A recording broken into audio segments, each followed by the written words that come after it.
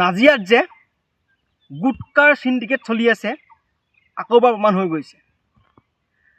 আজিৰ তাৰিখত নাজিৰা নগৰত যিটো গুটকাৰ দাম MRP নবহাকৈ 10 টকা, সেইটো গুটকা 12 টকা 15 টকা পৰ্যন্ত, আৰু 20 টকীয়া গুটকাটো 25 টকাৰ পৰা 30 টকা পৰ্যন্ত বিকি আছে।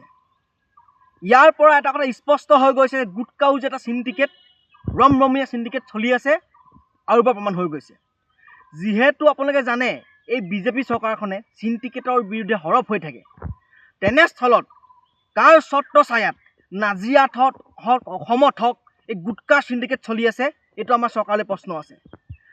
আজিৰ তাৰিখত বহিৰাজ্যত সম্পূৰ্ণৰূপে গুটকাটো নিষিদ্ধ কৰিব পাৰিছে, কিন্তু তেনেস্থলত অসমত হওক নাজিৰাত হওক কিয় গুটকাটো নিষিদ্ধ কৰিব পৰা নাই, এইটো প্ৰশাসনৰ প্ৰশ্ন আছে। আমি অসমীয়া যুৱ মঞ্চ স্পষ্ট ভাষাৰে কৈছোঁ, নাজিৰাত হওক অসমত হওক যোনে এই গুটকা সিন্ডিকেটটো চলাই আছে, যোনে এই গুটকা কাৰবাৰটো কৰি আছে, যোনে গুটকাৰ সিন্ডিকেটটো চলাই আছে, সেইসকল ব্যক্তিক অতি শীঘ্ৰে গ্ৰেপ্তাৰ কৰক আৰু এই গুটকাৰ দাম নিয়ন্ত্ৰণ কৰক, আৰু এই গুটকাটো পাৰিলে নাজিৰাত হওক অসমত হওক সম্পূৰ্ণৰূপে নিষিদ্ধ কৰিবলৈ আমি অসমীয়া যুৱ মঞ্চ নাজিৰা আঞ্চলিক সমিতিয়ে স্পষ্ট ভাষাৰে চৰকাৰক দাবী জনাইছোঁ।